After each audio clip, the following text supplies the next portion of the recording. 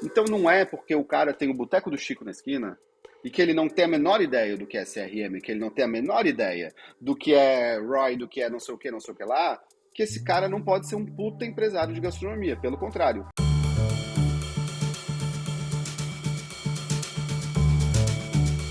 Olá, sejam bem-vindos ao Café e a Conta, o podcast para quem quer mais produtividade no empreender, principalmente em bares e restaurantes. Eu sou o José Eduardo Camargo, líder de conteúdo da Brasel, e no episódio de hoje eu converso com o mentor de gestão gastronômica, Fernando Daquino.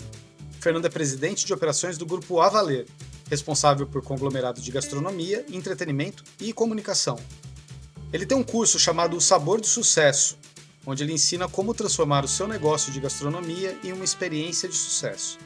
E o nosso tema de hoje é onde começa a experiência do cliente. A gente vai falar um pouquinho sobre o que é a experiência do cliente, como ela afeta o seu negócio, como tratar esse assunto que cada vez mais interessa para quem trabalha em bares e restaurantes. Bom, o Fernando Daquino já está aqui com a gente. Tudo bem, Fernando? Tudo bom, Zé? Bom dia, boa tarde para quem está nos ouvindo aí. Obrigado a Brasel pelo convite e Zé por conduzir isso. Inclusive, Zé, a apresentação que fizesse de mim, se eu puder depois fazer uma proposta de emprego, já foi melhor do que eu costumo me apresentar, mas ela é toda verdadeira. Muito obrigado. Fernando, vamos começar pelo começo, como diria o gato de Alice. O que é a experiência do cliente para você? E já entrando nisso, como você envolve o seu cliente no seu negócio, como você constrói a identidade para ter essa experiência de modo a perpassar todo o seu negócio e fazer com que ela seja produtiva. Eu acho que quando a gente fala de experiência do cliente, Zé, na verdade, a gente está falando de tudo que toca a alimentação ou bebida, né? Porque hoje em dia tá super na moda falar que a gente não vende nem comida nem bebida, a gente vende experiência. Então aí, se a gente for traçar um paralelo entre isso e pensar sobre o que é a experiência do cliente, é o que a gente vende, ou então é o que ele vai consumir dentro das casas, ou enfim, através do delivery também, ou até nos canais digitais. Então, eu gosto muito de pensar na experiência do cliente através de quais são as necessidades que ele tem, ou o que vai acabar fazendo ele se conectar com a nossa marca. E para mim, a experiência do cliente não é só depois que ele entra porta dentro, ela começa muito antes. Então, a experiência do cliente, ela inicia a primeira vez que ela tem um contato com a tua marca ou com o teu produto em outro lugar. Então imagina que a gente, no nosso grupo, a gente tem uma rede de confeitarias e a gente tem um produto de muito sucesso que é o cupcake. Então assim, se a pessoa entra em contato com o nosso produto na casa de um amigo que comprou para um café da tarde, ali tem uma experiência do cliente.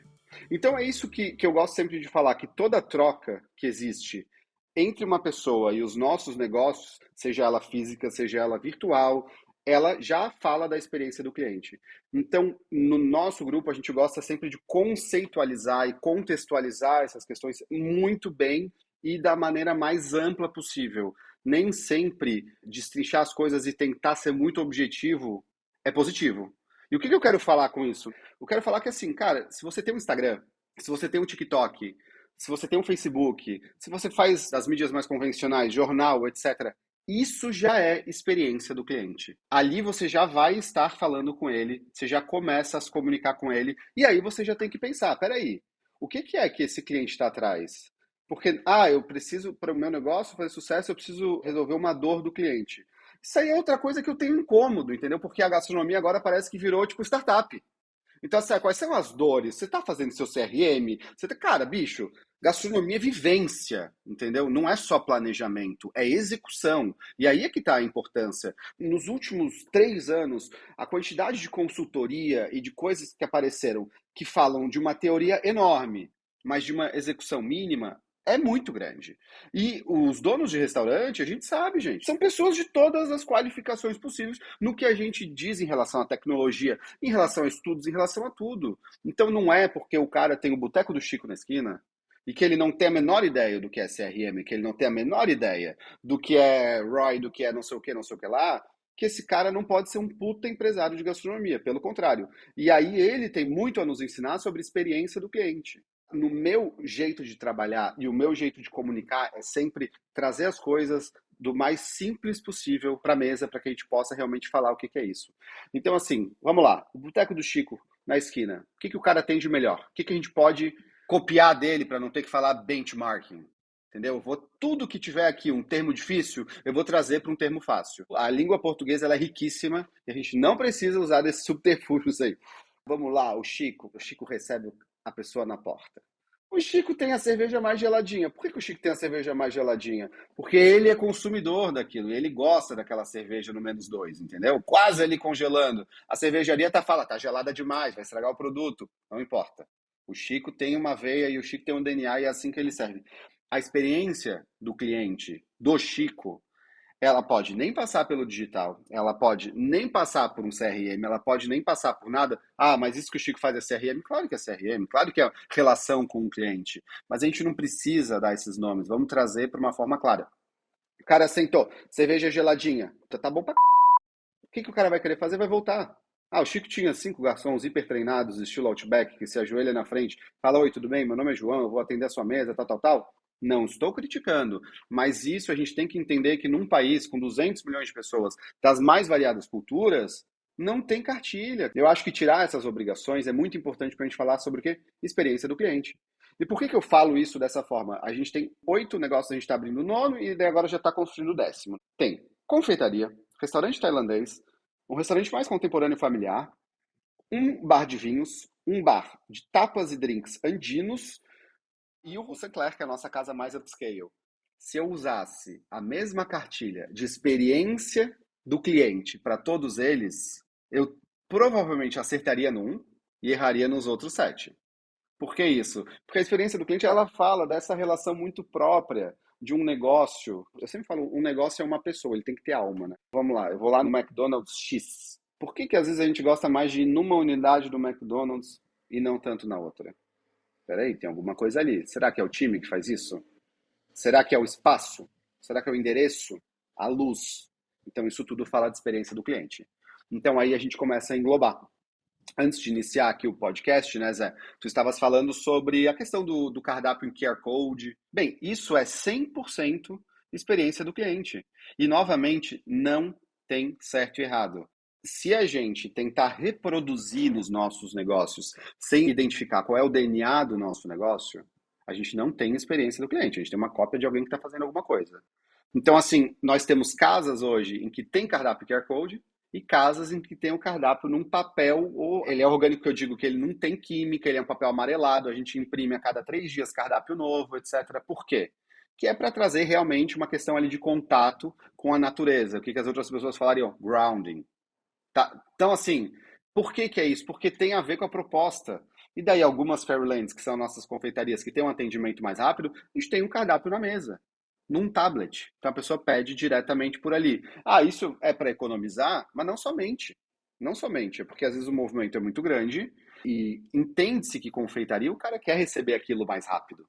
Porque ele quer o cafezinho, né? Aqui é o quê? O café e a conta, é isso que a gente fala, o café e a conta. Se o café demorar para vir, ele já nasce fadado, né, à insatisfação.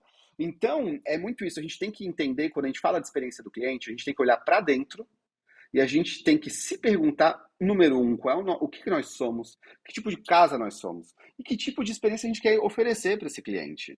A gente quer que seja uma coisa mais descolada? Então vamos lá, voltar para a jornada do cliente. Começando.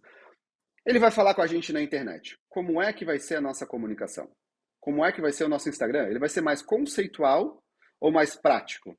Então a gente vai ter uma pessoa gravando de um celular ou a gente vai contratar videomaker para fazer esses vídeos. Isso aí já começou a separar. Você vai ter uma coisa hiper profissional, então aquelas coisas que a gente fala assim, imagem meramente ilustrativa, ou você vai ter o hiper real, que é o hiperrealismo, que ali você está mostrando exatamente o que é. O que você vai escolher para ter? A gente trabalha das duas formas. Então, nas casas mais upscale, a gente trabalha o mais conceitual, mas em todas as outras a gente já tenta trabalhar o real. Porque o cliente vai chamar a gente ali, qual é o tom de voz que você vai usar? Tom de voz, quando a gente fala nas redes, não é se eu vou falar alto ou falar baixo, né? Para quem está ouvindo. Tom de voz é como é que você se comporta com o cliente. O cliente vai falar, boa tarde, tudo bem? Você pode me enviar o cardápio? E daí, dependendo do tom de voz, pode ser, olá, fulano, tudo bem, como vai você? Obrigado por entrar em contato conosco, segue o cardápio. Ou então pode ser assim, oiê, tudo bem? Segue o cardápio.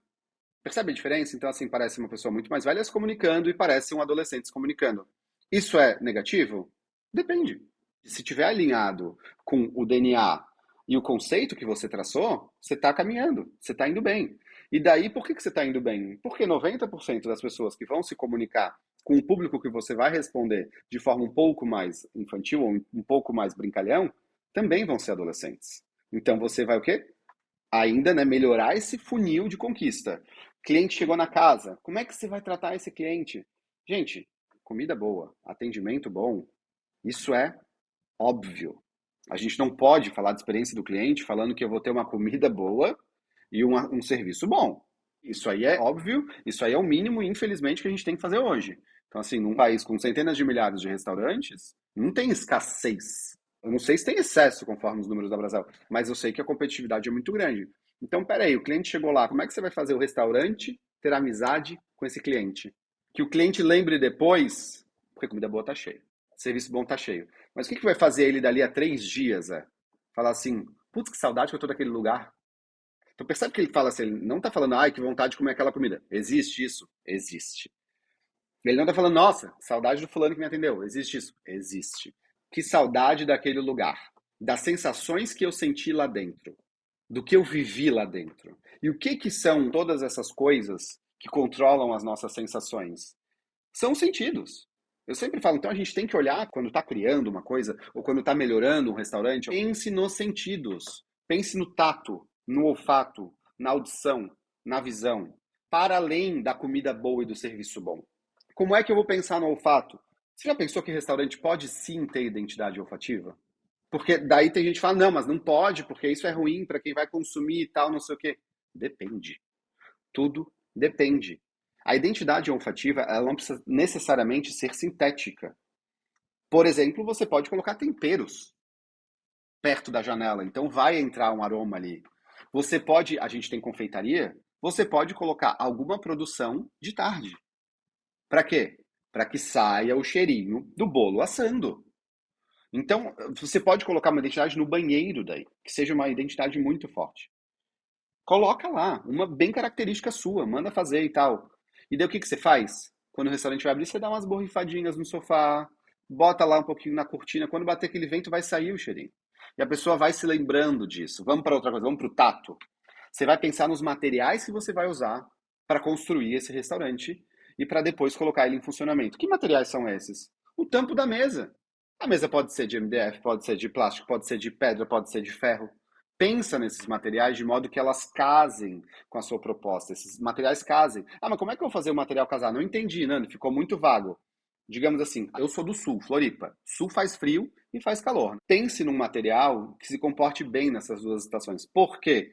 Experimenta você sair para jantar num dia que está 8 graus e colocar o braço em cima de uma mesa de vidro ou uma mesa de ferro para ver o gelo que é. Isso é desconfortável. Então, assim, são coisas que são mínimos detalhes. Que a gente vai pensando nisso e pensa antes. E se comunica com a arquitetura. Então, vamos trazer mais conforto para esse restaurante. E vamos além. Ah, peraí, vamos pensar em talher diferente? Vamos pensar em louças que aqueçam. Então, de repente, um tom um pouquinho mais quente. Vamos adiante. Audição. Você está se preocupando com o que está tocando no seu restaurante? Isso está alinhado com o que você quer oferecer? Então, digamos que você tem um restaurante tailandês. Você está tocando Taylor Swift ou você está tocando alguma coisa que remeta ao cliente àquela região da Ásia? Porque isso é o que vai completar a tal da experiência do cliente.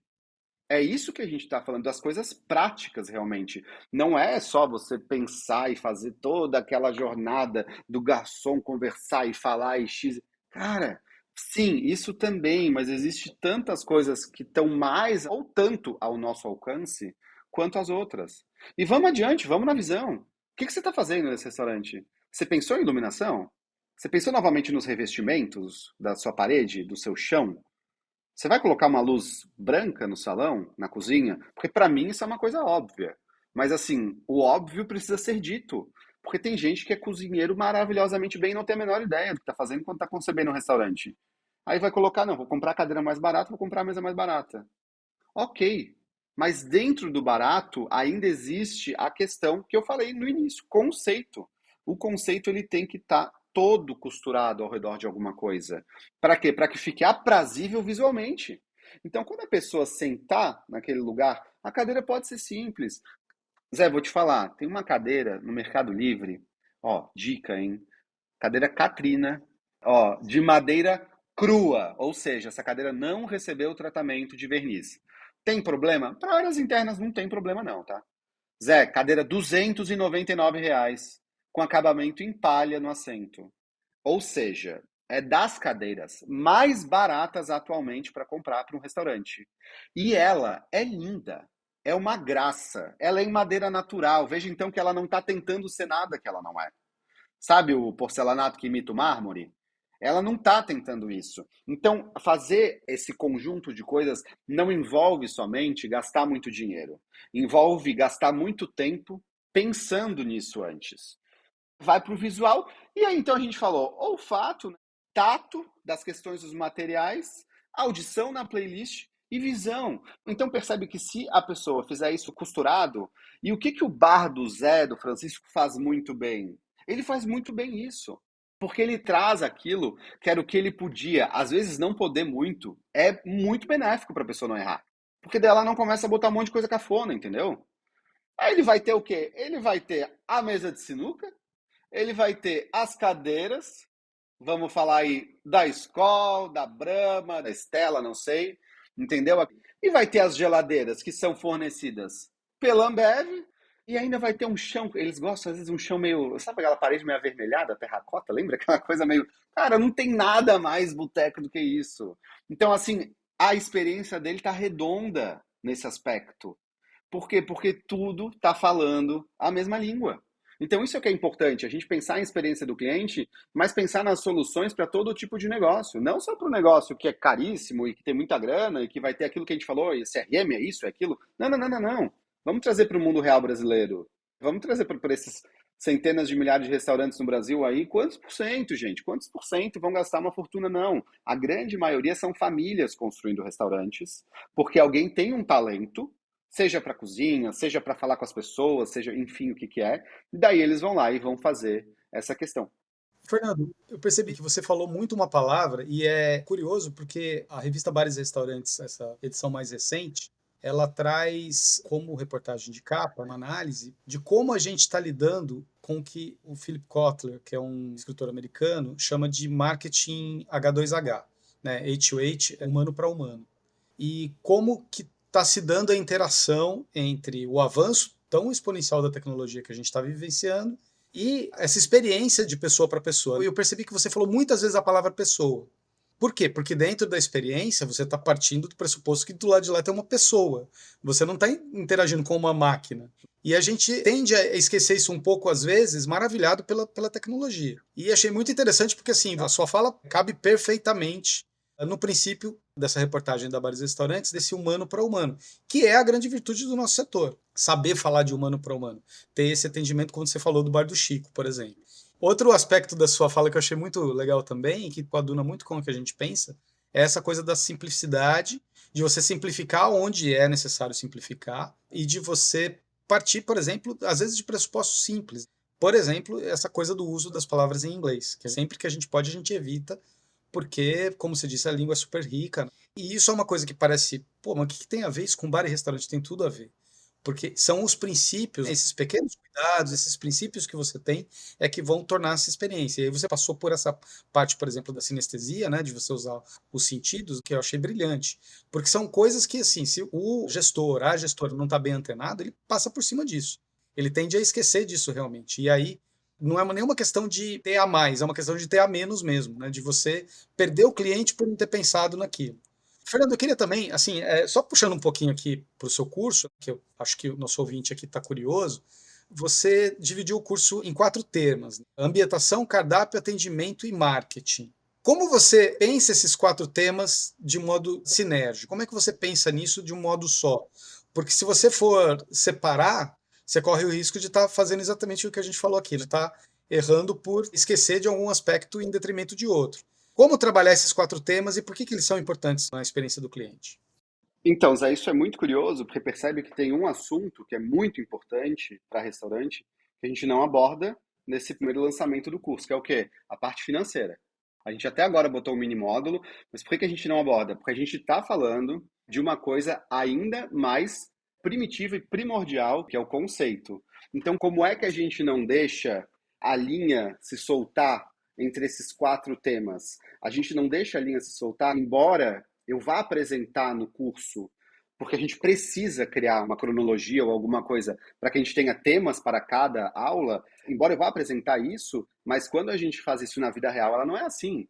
Quando a gente começa a pensar, vem muito antes de tudo isso o quê? As pesquisas e as decisões. Então, assim, eu não posso pensar em marketing ou cardápio ou ambientação sem que eu saiba exatamente o que vai ser isso. Vamos falar do Huaraz, então, que é um case pequeno. O Huaraz, a gente decidiu que seria um bar com gastronomia e coquetelaria andina. Bom, ok, o que isso quer dizer? Países que tocam os Andes. Para que fazer uma homenagem aí à América Latina, que agora está, graças a Deus, sendo valorizada aí na gastronomia mundial. E aí, Zé, surgiu pesquisa de gastronomia, coquetelaria, mas não somente. A gente pesquisou religião regional de cada país, a gente pesquisou como é que era a geografia desse local, a gente pesquisou quais eram as plantas, quais eram as ervas, se todos falavam espanhol, se todos tinham xamãs, se todos falavam de espiritualidade. Porque quando a gente foi pensar em cardápio, pensar em ambientação, pensar em publicidade ou social media, etc., isso tudo já estava muito bem costurado. Então é quase como se a gente olhasse através dessa pesquisa para um conceito pronto. Ah, mas o projeto não estava pronto ainda. Não, verdade, o projeto não estava pronto ainda. Mas eu já sabia que ele teria tons de areia clara, por conta da região desértica. Eu já sabia que ele teria lagos na inspiração. A gente já sabia que ele teria movimentos de vento, porque uma das coisas mais marcantes da Cordilheira dos Andes é que ela realmente faz um bloqueio de vento. Então, tudo que vem do Pacífico, ele sobe na cordilheira, né? O vento sobe. Então, inclusive, se você vai cruzar a cordilheira de avião, eles falam, botem os cintos. Por quê? Porque tem vento subindo, o avião vai passar, né, e vai tremer. Então, a gente sabia que essencialmente nós precisaríamos disso. Era um clima mais árido. Então, a gente precisaria passar essa aridez, essa claridade, toda essa questão. E aí trouxemos também a questão da espiritualidade junto, que foi muito importante, que era o quê? Que é o que fechava. Então, assim, nesses quatro pilares, eles são quatro pilares que vão derivar da mesma coisa. E qual é essa mesma coisa? A pesquisa, o debate, a conversa, o brainstorm, se a gente quiser falar aí um termo. Isso tem que estar muito bem feito antes da pessoa mergulhar. Então, assim, não tem como você fazer um projeto e pensar no cardápio depois.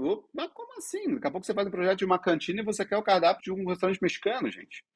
Tem que saber o que você está fazendo e com tranquilidade. Essa parte é muito importante. Então, no curso é justamente isso que a gente. É claro, isso tudo vai ser falado, lógico, até porque lá a gente tem um tempo muito mais extenso, mas beleza. Como é que eu chego nesse conceito? Como é que eu chego num conceito robusto? E cheguei, o que é que eu faço dele? O que eu vou puxar para o cardápio? Ah, Nando, mas então, assim, digamos que o meu restaurante seja influenciado pelo México. Eu sou obrigado a só ter comida mexicana? Mas de forma alguma. Pelo contrário, mas você pode pensar em ingredientes mexicanos, a forma que o mexicano se comporta com a comida, com o que ele gosta de comer ali, entendeu? E daí você pode fazer releituras, porque graças a Deus a gastronomia nos dá muita licença poética. Mas o que acontece? Você vai ter uma base sólida. A história, ela vai ser contínua. E daí vai falar daquilo que a gente falou. Essa casa vai ter alma. Essa casa vai ter alma, essa casa vai se conectar com o cliente. Então o cliente vai lembrar dela. Ele vai ter saudades dela. Por quê? São esses todos impalpáveis aí que a gente não tem ideia. Mas é isso. Ô Nando, e como é que você usa essa experiência que você tem como empresário, nos restaurantes, nessa experiência de planejar e de montar? Como isso se reflete no curso? E como você usa os feedbacks dos seus alunos e das mentorias que você faz nos seus negócios também? Uma coisa se comunica com a outra? Como é que se dá essa dinâmica?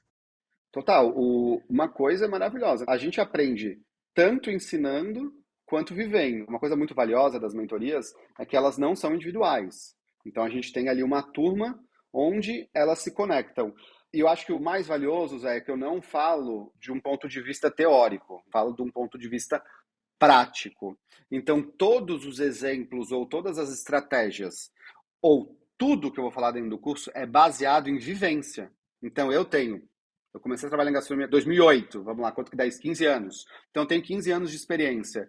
Infelizmente, a gente sabe que a gastronomia evoluiu muito nos últimos 15 anos, não tinha tanta coisa para a gente consumir antigamente. Então, eu aprendi muito na raça, muito, muito, muito. Mas hoje eu já sei separar aquele famoso joio do trigo, que é o que muito que a gente falou. Às vezes o simples é mais importante do que o mega robuscado. Às vezes é melhor você ter um boteco muito bem feito, do que você ter um restaurante francês que não encaixa. Então é isso que eu trago. A gente tem que saber separar dentro da questão eu sou um empresário, o ego da praticidade, o ego do profissionalismo. Claro que muita gente adoraria ser um chefe 3 estrelas Michelin reconhecido. Ok. Você acha que isso vai suprir o que você quer ou é só um sonho? Você acha que essas pessoas são de fato mais felizes que você? Ou é só uma questão de ambição? Você quer isso para você ou para os outros? Se perguntar isso e se questionar isso é muito valioso. E é isso que eu sempre trago à tona quando eu estou dando, seja consultoria, seja mentoria. Peraí, o que você quer? Você quer atender o seu ego ou você quer atender o seu bolso? Isso é um business. O restaurante é uma empresa que deve dar lucro. Então, sabe aquela história do chefe que sonha e adora colocar caviar, foie gras, etc e tal, mas fica muito caro e o número não fecha? Ele fala, pô, mas se eu não puder ser criativo e trabalhar com as coisas que eu amo, para mim não vale a pena. Peraí, isso aqui não é seu hobby, é seu trabalho. Esse é o trabalho que eu tenho com os nossos chefs. Quando eles trazem receitas muito caras, etc, eu falo, gente, uma receita só é boa para um restaurante viável se ela for lucrativa. Isso é em tudo. Uma receita de comida, um projeto de arquitetura, o que for, sabe? Tudo. Só se puder ser lucrativo. Se não puder ser lucrativo, pode ser lindo, mas nasce fadado à gaveta. A gente não vai desengavetar. Então, essa é a questão. Você tem que olhar com essas decisões com um tanto de praticidade. Não dá para ser muito romântico em tudo. Ah, não, mas é meu primeiro restaurante. Eu adoraria que fosse do jeito que eu sonhei. Você sonhou em ter um restaurante de sucesso ou ter um restaurante bonito, rico, sei lá o quê? Você quer estar com esse restaurante daqui a 5, 10 anos? Então, peraí. De repente, um pouco de cautela aí fosse mais inteligente. Então, acho que essa é a questão que eu trago muito na mentoria e que eu, lógico, a questão da experiência do cliente, a questão dos meus conhecimentos todos, mas eu gosto sempre de quê? Do que a gente fale lá não seja baseado num sonho, não seja baseado em números que não existem, não seja baseado em coisas que não vão acontecer. Não, é importante que o que eu falo leve essas pessoas para a direção do sucesso e não o contrário. Senão, a minha mentoria não tem valor. Eu tenho que saber adaptar o meu conhecimento e as minhas palavras para os tipos de negócio que estão ali na minha frente na mentoria. E é isso que eu falei. Não é porque eu tenho um restaurante chique, etc e tal, que eu só consigo pensar sobre isso. Até porque a gente tem muitas casas hoje. Mas eu acho que o papel de quem ensina, do ensinante, é você se adaptar ao seu interlocutor, à sua audiência. Veja quem é a sua audiência. Eu estava falando com até a Agência Sofia, que é quem desenvolve a mentoria comigo, que eles são maravilhosos, eles são especializados em infoprodutos, e eu falei para eles desde o primeiro dia, só vale a pena se, além de nós vendermos bem, cada um que saia dessa mentoria saia muito melhor, muito melhor. Isso é um movimento para melhorar esses bares e restaurantes por aí. Não é ficar chique, não, não, não. É que o cara que faz a gestão se sinta melhor e entenda o que que ele está fazendo, que ele se conecte com aquilo. Às vezes ele é um puta chefe de cozinha e ele não tem a menor ideia do salão. Vamos aprender junto. Vou te falar, vou te mostrar. Você vai continuar tendo limitações nisso, mas às vezes se a gente entende a língua do que está sendo falado, já muda tudo. Sabe? Tenha um bom método, não tem problema. Mas entenda o que que fala sobre isso, para quando você viver isso em outras casas, você possa trazer um pouquinho para a sua também. Então é isso, é realmente uma questão de trazer muito à tona a prática do negócio de fazer restaurantes rentáveis, bares rentáveis. Isso é que é importante para a gente quando a gente abre um restaurante. Não é que ele seja só lindo, só gostoso, só cheiroso e tal, mas é que isso tudo se encaixe e no final do mês eu não só esteja realizado com o que eu fiz, mas também com o que eu ganhei. É isso. Nando, eu queria só fazer mais uma perguntinha e queria que você já emendasse a resposta a essa perguntinha com uma dica para quem ficou interessado em conhecer seu curso, conhecer seu trabalho, quais são os canais para acessar esses canais e o curso. sendo bem no ponto, assim, a gente falou aqui pessoa para pessoa, de experiência do cliente, de como isso afeta o seu negócio, e um aspecto cada vez mais importante, uma dificuldade que muitos empresários e empresárias encontram com cada vez mais constância, é achar gente boa e gente qualificada para trabalhar nos seus negócios. Nas suas mentorias, quais são as dicas que você dá para poder formar uma equipe, poder achar gente legal, para poder formar essas pessoas muitas vezes na sua casa, ou você captar no mercado pessoas boas também para trabalhar com você? Quais são as dicas para poder resolver esse problema que é cada vez mais constante? Zé, isso é quase assunto de um outro podcast, de tão rico que é isso. Eu vou resumir, vamos lá. A gente está em torno de 120 ou 130 funcionários, com um turnover baixíssimo. E daí, por que você é bom em captar? Não, peraí. Vamos trazer uma reflexão, Zé. Que tipo de empresa eu sou? Como é que eu trato essas pessoas? Como é que eu valorizo essas pessoas? A minha equipe é plural? Então eu tenho homem, mulher, trans, gay, bissexual, tenho tudo. Tenho negros, tenho, sabe assim, tudo. Tenho pessoas de outros países que migraram para o Brasil. Quão plural é a sua equipe? Quanto que ela está representando essa sociedade lá de fora? Então, assim, acho que é desafiador? É desafiador. Mas se uma pessoa entra e se sente acolhida, bem tratada, e sente que tem as ferramentas necessárias para fazer o seu trabalho, a chance de ela ficar e querer se desenvolver dentro da sua empresa é muito maior. Então, eu gosto sempre, quando a gente vê um problema global, que é este problema da mão de obra, eu gosto sempre de olhar para dentro e ver o que é que nós vamos melhorar dentro das nossas empresas. E eu não estou falando que a gente é perfeito, a gente tem reunião de líderes sempre, eu ajo de uma forma, as pessoas que estão embaixo de mim agem de outra forma, isso a gente tenta arredondar cada vez mais, não é isso. Temos conflito como qualquer outra empresa tem. Porém, isso é um pilar da minha administração. Pessoas importam. Não só a pessoa que está sentada consumindo e pagando, como a pessoa que está em pé, atendendo e trabalhando. Então, eu acho que pessoas importam é o final. E você estava falando, né, a importância da humanidade, do human to human. Cara, é isso. Não trate só o seu cliente como humano. Não esqueça que o seu funcionário também é humano e ele também precisa de muitas ferramentas boas. E aí, finalizando na questão do curso, quem quiser saber mais ou ouvir mais, etc., é fácil, vou resumir. Me procurem no Instagram, @NandoDaquino, DAQUINO, super fácil. E lá tem link para tudo, já tem também jogadinhas rápidas, tem pedacinhos de outros podcasts que eu participei. Mas é isso, Zé, espero que eu tenha respondido e espero que tenha ficado aí 30 minutos de riqueza para quem ouviu. Bom, queria te agradecer, Nando. Acho que, como você disse, foram 30 minutos muito ricos aqui. A gente acho que aprendeu muito. Esse tipo de reflexão é muito importante. E eu acho que o podcast ele é cada vez mais ouvido por isso. Muitas vezes no dia a dia você não tem tempo de ter esse tipo de reflexão. É tanta demanda, tanta coisa acontecendo que você tem que ter esse apoio para parar e falar, putz, olha, ele me chamou a atenção para um ponto aqui que eu não pensei. E o nosso podcast é muito voltado para isso. Para chamar a atenção para as coisas que importam, que você não pode esquecer e que vão trazer resultado.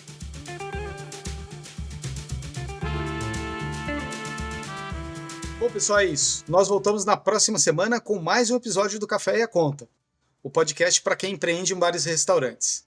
Lembrando que esse podcast é patrocinado pela Ambev.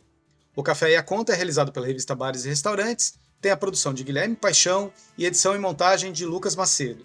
Esse episódio foi apresentado por mim, José Eduardo Camargo.